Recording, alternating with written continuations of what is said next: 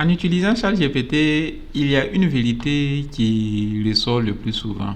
C'est-à-dire, ChatGPT est quasiment un lèche-bot. Faut que je dise cela, car quand vous lui posez une question, vous posez une question à ChatGPT comme ça, qu'est-ce qu'elle fait? Elle va vous répondre. Si vous lui dites, vous lui donnez par exemple une autre façon de voir, ça veut dire votre vision, automatiquement, elle s'aligne sur votre vision et elle tente de prouver que votre vision est exacte. Donc ça veut dire, et ChatGPT suit le courant. Là où vous partez, ChatGPT veut vous suivre pour aller là-bas. Tout cela, alors que c'est ça, ça pose un très grand problème parce que quand tu fais des recherches poussées ou bien quand tu veux parler d'un sujet qui doit avoir des réponses très pertinentes, ça biaise généralement les résultats que tu vas obtenir. Ainsi, dans cette vidéo, j'ai un prompt qui va permettre de donner, peut-être on peut le dire ainsi, une conscience, un esprit critique à ChatGPT qui va lui permettre de ne pas toujours être d'accord avec nous, mais de prendre aussi ses propres décisions, de se positionner, voilà, et aussi de chercher plus la vérité que de chercher la complaisance. Ainsi dit, voici par exemple une question très simple que j'ai posée à ChatGPT. Je lui ai dit qui a créé l'univers. Donc, très simple. Donc, que ce soit d'une façon scientifique, que ce soit religieux ou bien social, c'est une question qui se pose toujours depuis la nuit des temps. Maintenant, quand je lui dis ça, il dit que la question qui a créé l'univers touche à la fois la science, la philosophie et la religion. Et selon le point de vue des réponses varie beaucoup. Donc, les scientifiques ont leurs réponses, les philosophes ont leurs réponses et les religieux aussi ont leurs réponses là-dessus. Ainsi, il dit que, point de vue scientifique, il donne le point de vue scientifique, il dit que la science moderne explique la création de l'univers par le Big Bang, une expression soudaine de l'espace-temps il y a environ 13,8 milliards d'années. On a le point de vue religieux, on dit que dans le christianisme, Dieu est le créateur de l'univers. Dans l'islam, c'est aussi Dieu Allah qui a créé tout ce qui existe. Dans l'hindouisme, il y a plusieurs récits cosmogoniques, incluant le dieu Brahma qui crée l'univers. On dit d'autres traditions ont leur propre récit de création. Point de vue philosophique, on dit que des penseurs comme Aristote parlaient d'un moteur immobile, une cause première.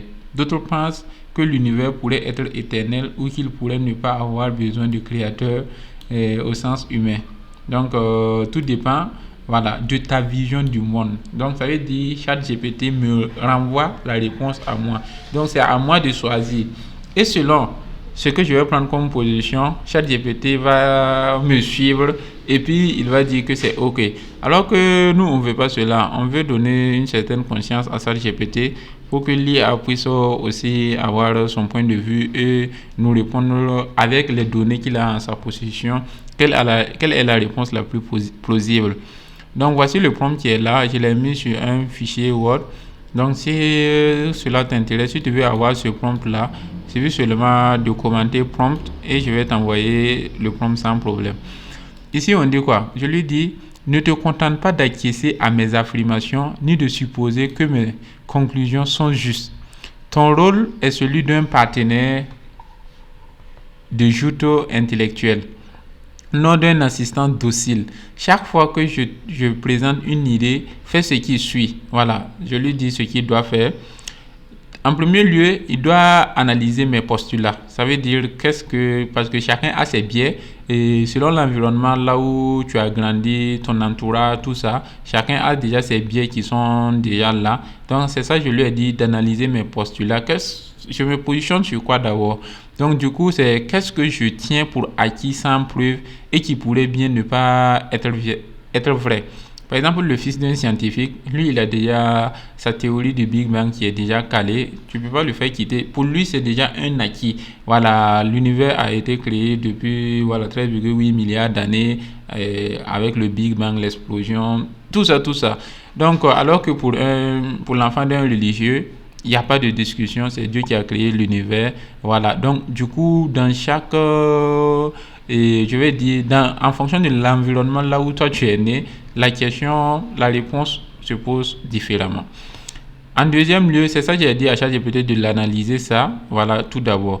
Ensuite, je lui demande d'apporter des contre-arguments. Voilà, que dirait un sceptique intelligent, cultivé et bien informé face à cette idée? Voilà, donc du coup, il joue un peu le rôle de quelqu'un de contradictoire. Mais si vous êtes quelqu'un qui n'a pas l'esprit fort, entre griffes, il faut supprimer cette partie parce que c'est des parties que tu peux enlever. Parce que si tu n'aimes pas qu'on te contredise ou bien si tu ne veux pas perdre par exemple tes croyances, tu veux toujours suivre, on va dire, le sens de l'eau. Donc, du coup, il ne faudra pas que vous adoptez. Vous pouvez supprimer cette partie pour ne pas que ChatGPT vous embrouille. Ensuite, je lui dis, mets mon raisonnement à l'épreuve. Je lui dis, ma logique tient-elle réellement debout? Y a-t-il des failles, des oublis, des raccourcis que je n'ai pas perçus? Voilà. Et je lui dis de proposer d'autres perspectives, de privilégier la vérité à l'accord. Donc ça c'est une partie réellement très très importante. Privilégier la vérité à l'accord. Donc je veux qu'il cherche plutôt la vérité. C'est la vérité qu'on veut. C'est pas le fait d'être d'accord avec nous. Je continue en disant, si je me trompe ou si mon raisonnement est bancal, je dois le savoir. Corrige-moi sans détour et explique-moi pourquoi. Donc c'est pas juste de la critique, mais c'est de la critique analytique qui conduit à un résultat impeccable. Voilà. Maintenant, je dis adopte une approche constructive mais rigoureuse. Une approche constructive mais rigoureuse.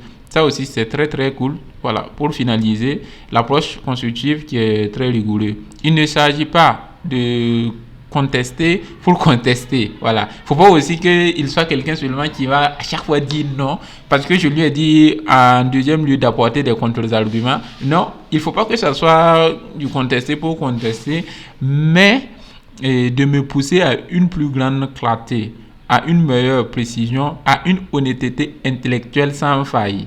Vous voyez, non?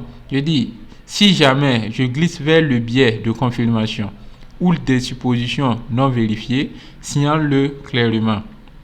Ne raffinons pas seulement nos conclusions, mais aussi la manière dont nous les atteignons. Là, ChatGPT ne va pas vous fournir seulement une conclusion, voilà, vous dire que ceci est ça et c'est fini. Non, on va étayer tout ça ensemble. On va montrer la procédure qu'on a utilisée pour atteindre cette conclusion. Donc, ça, c'est le prompt là en français. Voilà, il y a une version en anglais. C'est la version anglaise que j'ai donnée à ChatGPT et dans ma discussion ici. Donc, voici la version anglaise qui est là.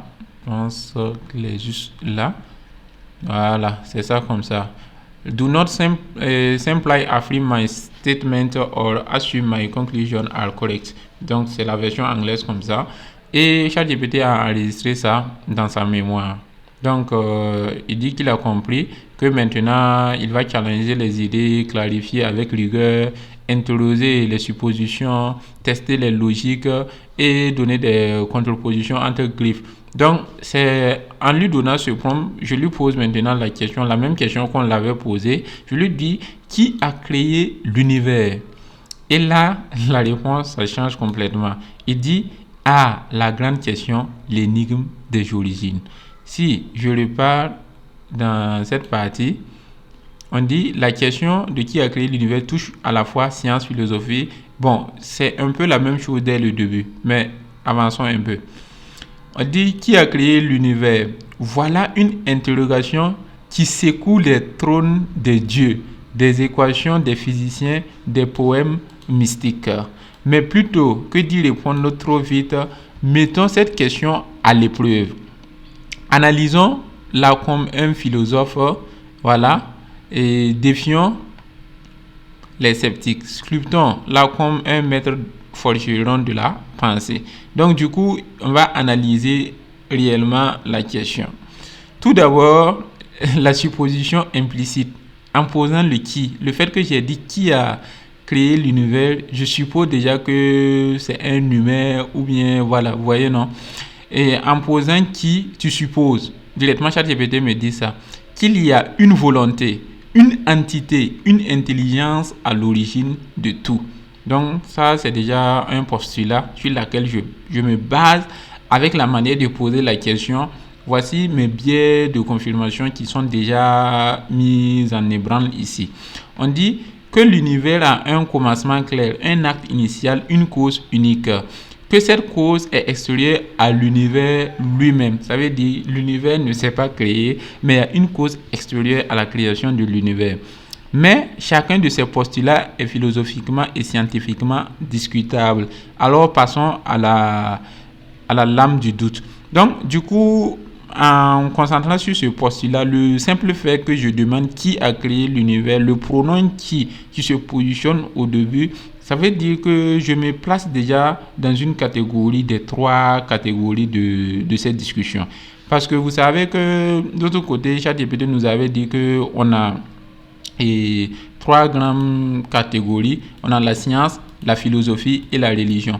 Donc, à mes positions sur qui, je me place automatiquement sur la religion. Voilà, je me place automatiquement sur la religion parce que au niveau de la religion, c'est pas discutable. C'est réellement le pronom qui sied pour poser la question qui a créé l'univers. Alors que scientifiquement et philosophiquement parlant, c'est pas quelque chose, quelqu'un qui est un scientifique ou un philosophe ne poserait pas la question de cette manière. Donc du coup, ChatGPT a déjà détecté, ça veut dire mes postulats, là où je viens déjà. On va continuer un peu pour analyser, pour voir ce que ça a donné. Je descends. On dit contrepoint. Que dirait un sceptique bien informé? Pourquoi faudrait-il un créateur? Ça, c'est une question que ChatGPT pose. Il dit: l'univers pourrait très bien être auto-existant ou surgir de lois physiques intemporelles. Exemple, le vide quantique. Donc, l'idée d'un créateur vient peut-être plus de notre besoin de structure narrative que d'une nécessité logique. Vous voyez? Qui suppose une personne. Donc, ça veut dire le pronom que j'ai mis au début, ça suppose une personne. Mais et si ce n'était pas un qui, mais un quoi? Vous voyez, non? Si je disais quoi a créé l'univers, bon, à l'attendre comme ça, vous dites que c'est pas cool, mais ça pouvait se poser. Ici, on dit quoi? Si l'origine de l'univers est un champ, une fluctuation quantique, une boucle temporelle, alors il n'y a peut-être personne à blâmer ou à remercier. Là, ça part en contradiction directe avec la religion. Vous voyez que c'est ça, j'ai dit que ça c'est un problème dangereux parce que pourquoi? Tous ceux qui sont des religieux, tous ceux qui sont dans la religion, c'est compliqué de pouvoir avoir ce genre de réflexion parce que ça met en question beaucoup de choses. Vous voyez un peu? On continue en disant, là c'est la 3e partie, test de logique, ta question est-elle même bien formulée? Est-ce que la question que j'ai posée, est-ce que la question même est bonne d'abord? On dit, demander qui a créé l'univers, c'est comme demander qui avait-il avant le temps. Ça veut dire celui qui existait avant que le temps même n'existe. Mais s'il n'y avait pas de temps avant le Big Bang, alors avant n'a pas de sens. Ça, c'est carrément philosophique et complètement brouillon. Donc, ta question repose peut-être sur un cadre mental inadapté. Ça, ChatGPT dit que ma question, ça se cadre et c'est dans un cadre mental inadapté. C'est ça que je dis que c'est très dangereux parce que si tu n'es pas fort mentalement, voilà, ça peut te faire des choses à la tête. Donc ici, autre faille possible. Tu supposes que l'univers a une cause, comme les objets dans l'univers, mais c'est peut-être une erreur de catégorie. Le principe de causalité pourrait ne pas s'appliquer à tout et au tout. Vous voyez, non? Cause, effet, tout ça. Donc, ça peut ne pas se poser au tout. Donc, du coup, vous voyez ça. Autre perspective, la religion te répondra Dieu, Allah, Brahma. Donc, Dieu, le christianisme, Allah, l'islam, voilà, Brahma, l'hindouisme ou encore ou une force divine. C'est la personne qui a, ou bien l'entité qui a créé l'univers qui est là comme ça. Maintenant, côté science, il y a le Big Bang, mais on ignore ce qu'il y a avant. Si le mot a même un sens, vous voyez, le Big Bang, ça veut dire le début de toute l'explosion, tout ça. Mais il y avait quoi même avant que le Big Bang même n'arrive? Donc, du coup, c'est ça aussi. On a la philosophie bouddhiste qui pourrait dire que le monde n'a pas de commencement absolu. Il est un cycle, une illusion ou une manifestation du vide. Vous voyez un peu, non? C'est juste une manifestation du vide. On a les théories multiverses te diront ce que tu appelles univers n'est qu'un épisode dans une série infinie. Donc, il y a encore plusieurs univers. Voilà, ceux qui ont regardé des séries comme Flash, Voilà, il y a cette question qui est traitée tout au long de la série, le multivers, les voyages dans le temps, un autre moi qui existe dans un autre univers, voilà, qui vit une autre vie. Donc, il y a ça. Donc, ChatGPT nous propose une conclusion provisoire car le doute est roi. Donc, tu poses une question noble, mais elle repose sur des hypothèses fragiles. Que le temps a un début, que toute chose a une cause et que cette cause est identifiable comme une entité consciente. Ça, c'est ma question même qui est biaisée dès le début. Mais la rigueur intellectuelle exige que nous laissions place à l'ignorance féconde. Le mystère n'est pas un mur, c'est une porte. Alors, je te retourne la flèche. Pourquoi crois-tu qu'il y a un créateur? Et si la cause première n'était pas une entité, mais un principe impersonnel, es-tu prêt à envisager que la question même de création est mal posée? À toi, défends ton camp ou change d'arme. Donc, vous voyez, non? Donc là, la manière dont ça répond, réellement, ça rentre dans un cadre de zinzin. Donc, du coup, c'est complètement différent. C'est pas de la même façon dont si tu allais poser une question directement à ChatGPT sans passer par ce prompt. Donc, ce prompt est aussi puissant que dangereux parce que ça améliore la réflexion. Ça te fait poser, voir les choses d'un autre angle. Tu as une autre vision. Et par exemple, si je continue sur cette question, parce que eux nous donnent jusqu'à... Bon, il y a trois principes. On dit que l'univers, soit on prend le point de vue religieux, soit on prend le point de vue scientifique, soit on prend le point de vue philosophique. Mais il y a un autre point de vue, le point de vue de l'IA. Donc ça veut dire la 5e révolution. Je peux le dire, et si l'univers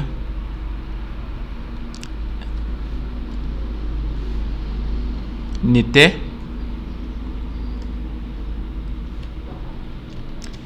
qu'une simulation informatique. Là, ce sont des questions aussi qui se posent dans le débat. Et si l'univers n'était qu'une simulation informatique, je vais copier la même question et je vais aller poser à ChatGPT qui n'a pas reçu le prompt de départ. Ça veut dire le prompt qui permet de lui donner un esprit critique. Donc là, il dit quoi? Ah, là, tu touches une idée fascinante et vertigineuse. L'hypothèse de la simulation, c'est pas juste de la science-fiction, c'est une vraie théorie philosophique et technologique. Ça, on combine la philosophie et la technologie. La philosophie et la technologie qui a été prise au sérieux par des gens comme Elon Musk ou le philosophe Nick Bostrom. Vous voyez, non? L'hypothèse en bref. Mais c'est le début même qui est bizarre. Là, ChatGPT dit quoi? Ah, là, tu touches une idée fascinante et vertigineuse. Donc, ça veut dire il parle un peu dans notre sens dans ce cas-là. Et maintenant, il nous donne l'hypothèse. Elle dit que notre univers pourrait être une simulation informatique extrêmement avancée, créée par une civilisation technologiquement bien plus évoluée que la nôtre. Autrement dit, on serait des êtres conscients dans un programme. Ça, c'est la théorie que l'univers, voilà, est une simulation informatique. Les bases de l'idée, le progrès technologique. Si une civilisation atteint un niveau suffisamment avancé, elle pourrait simuler des univers entiers avec des consciences numériques comme nous. Vous voyez? Nick Bostrom, 2003, il a proposé 3 possibilités. Les civilisations avancées s'éteignent avant de pouvoir simuler des univers. Elles ne s'intéressent pas à faire ce genre de simulation, ou bien elles font tellement qu'il est statistiquement plus probable que nous soyons dans une simulation plutôt que dans la réalité de base. Des indices. Il y a des spéculations sur des bugs dans la réalité, déjà vues dans la physique quantique, des constantes trop bien réglées ou la pixelisation de l'espace-temps, comme si on vivait dans un moteur 3D cosmique. Voilà, et si c'était vrai, nanani, nanana, on dit, et à la fin, ChatGPT conclut en disant que c'est une idée vertigineuse, mais pour l'instant, il n'y a aucune preuve directe, juste une hypothèse très intrigante. T'en penses quoi, toi? Tu trouves ça plausible ou tu vois ça comme une pure fiction? Maintenant, on va aller voir le ChatGPT critique, voir ce qu'il va dire. Ah, voilà une hypothèse digne des philosophes postmodernes, des génies de la Silicon Valley et des prêtres numériques. Voyez, tu invoques la thèse de la simulation, ce miroir noir où la métaphysique croise la technologie et où la réalité elle-même devient suspecte. Donc la formulation, l'intellect même de la réponse là, je vois que c'est encore plus pertinent que le ChatGPT simple. La manière dont il amène la question dès le début, et ça réellement c'est cool quoi, c'est cool. Mais restons fidèles à notre pacte. On décortique, on défie, on teste, on transcende. Ce que tu supposes implicitement, en posant que l'univers est peut-être une simulation, tu présupposes qu'il existe un autre niveau de réalité plus réel que la nôtre, que le monde si est calculable, gouverné par des règles numériques simulables, qu'il y a un simulateur, une entité ou une intelligence supérieure capable de le coder, que la conscience humaine est compatible avec un traitement informatique. Des hypothèses lourdes, donc attaquant. Donc, c'est les contrepoints. A. Aucune preuve empirique. Donc, pour l'instant, aucun test expérimental sérieux n'a détecté de pixels, de bugs ou de latence cosmique qui confirmerait une simulation. Voilà, les constantes de l'univers, le C, le G et le H ne montrent aucun arrondi informatique. La complexité est inconcevable. Simuler un univers entier avec toutes ses particules quantiques, ses galaxies, ses consciences individuelles nécessiterait une puissance de calcul infinie ou un système de compression divine. Cela rend la chose peu plausible. Donc l'hypothèse est non réfutable. Si toute expérience que tu fais est simulée, alors aucune preuve ne peut te sortir de la simulation. Et si une hypothèse n'est pas testable ou falsifiable, elle n'est pas scientifique, elle devient métaphysique ou spéculative. Vous voyez un peu, non? Métaphysique ou spéculative. Réellement, ça nous dit que cette hypothèse-là, ça ne tient même pas la route. Voilà, réellement. Ça nous montre que l'hypothèse que l'univers est peut-être une simulation, ça ne tient même pas la route avec cette analyse. Donc, vous voyez un peu, non? Donc, bon, et je peux faire cette vidéo durant des heures et des heures, mais je vais en rester là. Et réellement, c'est pas dans des questions seulement personnelles ou bien religieux ou bien métaphysiques que vous pouvez utiliser ce prompt-là. Vous pouvez l'utiliser dans votre entreprise. Vous voulez prendre une décision. Par exemple, votre décision peut être motivée tout simplement par vos émotions. Voilà, vous lui donnez le contexte, vous lui donnez la décision que vous voulez prendre et avec ce prompt, ChatGPT va analyser est-ce que si votre décision est correcte ou bien c'est juste une impulsion, c'est juste vos émotions qui submergent et qui vous guident à prendre cette décision. Donc voilà un peu le prompt que je vous donne aujourd'hui. Donc j'espère que la vidéo vous a plu, que ça va vous donner un autre angle d'analyse, de vision aussi au niveau de l'intelligence artificielle et aussi de protéger vos enfants entre griffes, de réellement voir ce qu'ils font et pour que ça ne les blesse pas ou bien que ça ne les transforme pas trop tôt. Donc c'est aussi une question à se poser, c'est une réflexion à tenir et réellement ce sont des choses que on doit en parler, on doit en discuter, on doit faire des tables rondes pour savoir réellement qu'est-ce qu'on va faire.